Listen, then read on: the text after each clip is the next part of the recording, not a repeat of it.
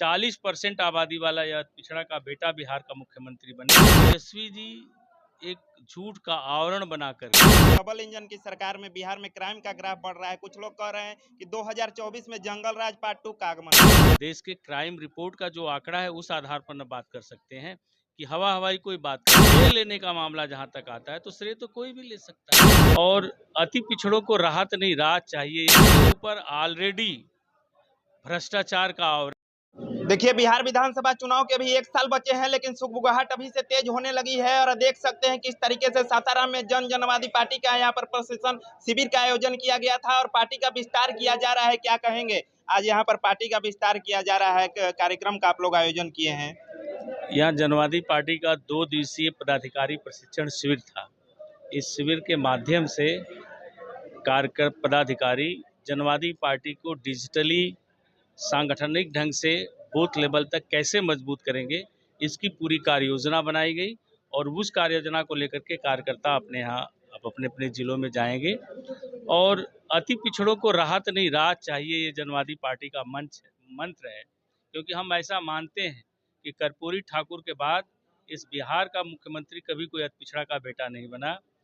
आने वाले समय में 40% आबादी वाला यह पिछड़ा का बेटा बिहार का मुख्यमंत्री बने, इसकी आगाज के लिए बहुत जल्दी हम लोग सासाराम में एक बहुत बड़ी पिछड़ा महापंचायत कराने जा रहे हैं और जो पंचायत से हम लोग बिहार की राजनीति का में 2025 के चुनाव का आगाज करेंगे।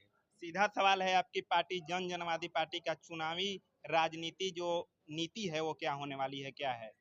हमारी नीति सबको सरल व्यवस्था, सर्वश्रेष्ठ व्यवस्था, सबको सुलभ शिक्षा मिले, स्वास्थ्य हो, बेरोजगारों को रोजगार मिले और देश समन्वित ढंग से विकसित हो। राष्ट्र अपनी परंपरा और संस्कृति के साथ अंतर्राष्ट्रीय स्तर पर पूरे विश्व का नेतृत्व करे, ये हम लोगों के पार्टी के मौलिक उद्देश्य हैं।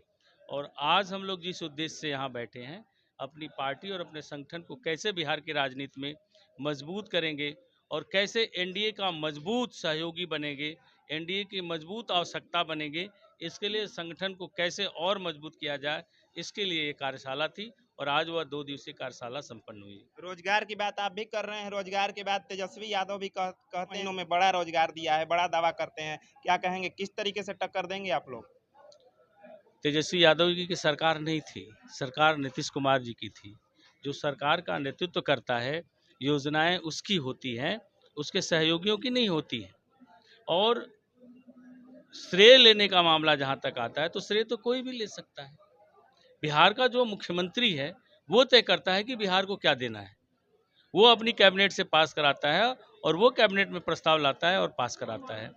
तो बिहार में जो भी नौकरियां मिली, क्या उसके मुख्यमंत्री तेजस्वी जी थे कि वो रोजगार दे दिए?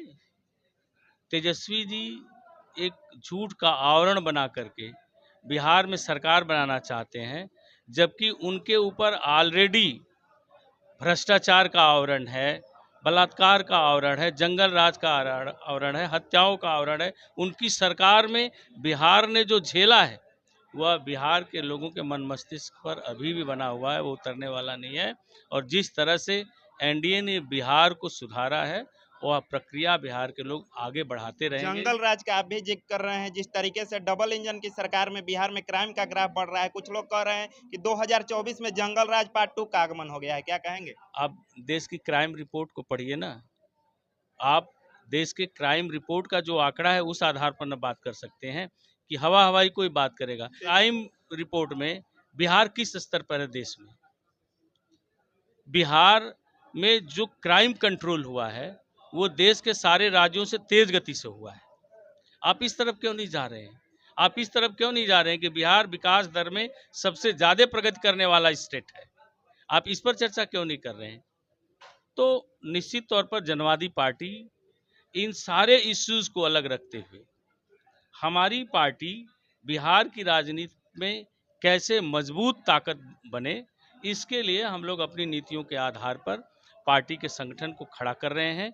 अपने लोगों तक, जो अति पिछड़े वर्ग के लोग हैं, उसमें जो नुनिया बिन बेलदार समाज के पिछड़े वर्ग के लोग हैं, उन तक हम कैसे ज़्यादा से ज़्यादा पहुँच करके अपने संगठन को मजबूत करें। हमारा पूरा फोकस उस पर है और हमारा पूरा अभियान उस पर है। और हम जानते हैं कि शाहाबाद मंडल में 22 विधानसभा सीटें हैं और इन 22 विधानसभा सीटों में हमारा निर्णायक वोट है और यह वोट आने वाले समय में हम जो रैली करेंगे, उस रैली से इस मंडल की राजनीति की दिशा को बदल देगा। अंतिम सवाल है, रोहतास जिला में आगमन हुआ है, रोहतास जिले वासियों को क्या कुछ संदेश देना चाहेंगे हमारे चैनल के माध्यम से? रोहतास के जिलों से हम यह आगरा जिले के लोगों से करेंगे कि वो जो देश को कुछ दे सके, जो समाज को बनाने की बात करता हो, जो राष्ट्र निर्माण की बात करता हो, जो सबके शिक्षा और स्वास्थ्य की बात करता हो, जो सबके लिए रोजगार की बात करता हो, उस तरफ अगर वह ध्यान देंगे तो निश्चित तौर पर जनवादी पार्टी को उसमें खरा पाएंगे। तो अभी हमारी मौजूदगी सासाराम में थी और अभी जनवादी पार्टी के अध्यक्ष को आप सुन रहे थे। फिलहाल मीडिया दर्शन के लिए सासाराम से लव कुमार की रिपोर्ट।